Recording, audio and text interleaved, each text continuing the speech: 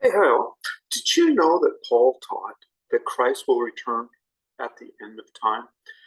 Paul was a Pharisee of the Pharisees. He knew the Old Testament. He knew what Job had to say concerning the resurrection of the dead. He knew dialogues that were told of him of what Jesus did while on earth.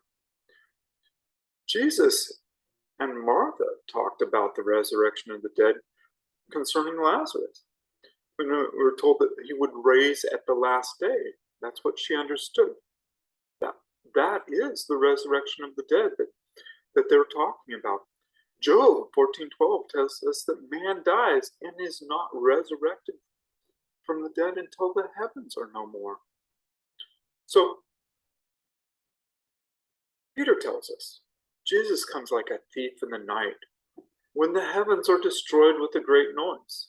So if a rapture event, let's say a rapture event, were to occur 7 years prior to the heavens being destroyed, could Jesus come like a thief in the night with a 7-year countdown?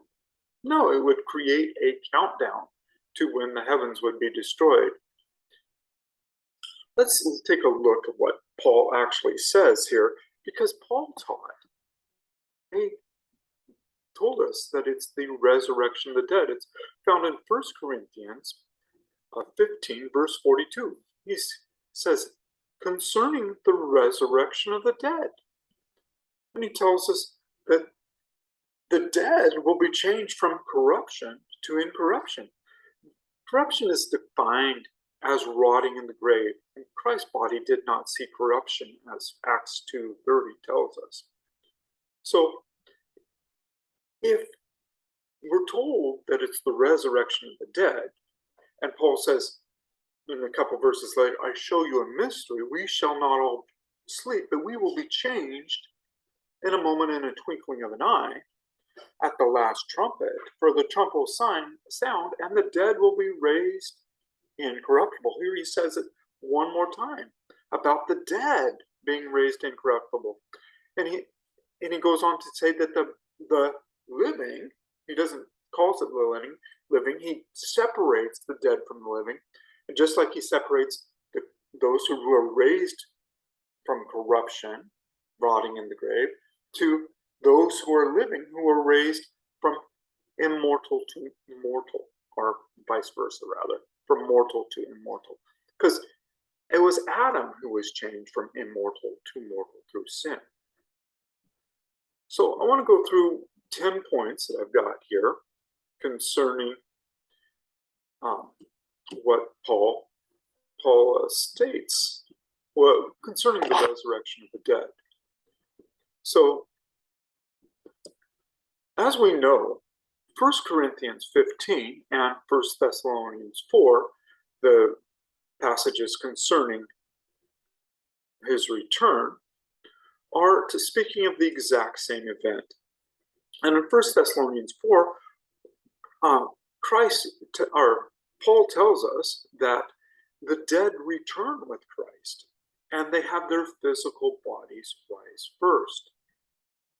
So that's point one. Point two, Paul directly calls the event the resurrection of the dead. It's not, he doesn't call it the rapture. The beef that he had with the Sadducees is that they said that there's no resurrection of the dead, as Acts 23:10 tells us. So when Paul is saying, he doesn't want us ignorant about the resurrection of the dead, he's saying, he's addressing those who sorrow. And why do they sorrow? Well, because they were taught that there isn't any resurrection of the dead, and so all their buddies they'll never get to see again that died. No, he's saying, hey, look, there is a resurrection of the dead. You don't need to sorrow over that. And then when he goes, and he finishes, it says, comfort one another with these words. What are those words? That we are forevermore with the Lord. It's not some conjured idea that we don't have to suffer tribulation or persecution. That is a complete lie. It's what we're being told here is to comfort one another with the fact that there is a resurrection of the dead. So Point 3. The mystery that Paul revealed was how people are changed in a moment, in a twinkling of an eye, when at the resurrection of the dead. He calls that in verse 42. There's not some new mysterious event that's revealed. The new mysterious thing that's revealed is how people are changed at that moment, in the twinkling of an eye, which is the resurrection of the dead. The resurrection of the dead, as I discussed earlier, was dialogue with Martha and Jesus concerning Lazarus. Okay, point 5 was what Job 14:12 says. 6, Jesus comes like a thief in the night, as 2 Peter 3:10 says, when the heavens are destroyed with a great noise. Okay, 7, no man knows the day or hour when the heavens will be destroyed. So often we're told, no man knows the day or the hour of the rapture. No, that's a complete lie. Jesus said, heaven and earth will pass away, but my words will not pass away. And of that day, no man knows the day or the hour. That's Matthew 24, verse 35, 36, or Mark 13, 31, and 32. And lastly, John tells us that those who are martyred for not taking the mark of the beast are resurrected at the first resurrection. That's Revelation 20, verse 4 through 6.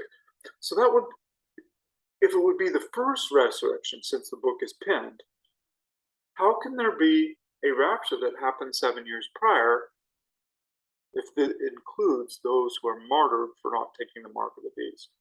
All right, every single scripture totally destroys a rapture concept.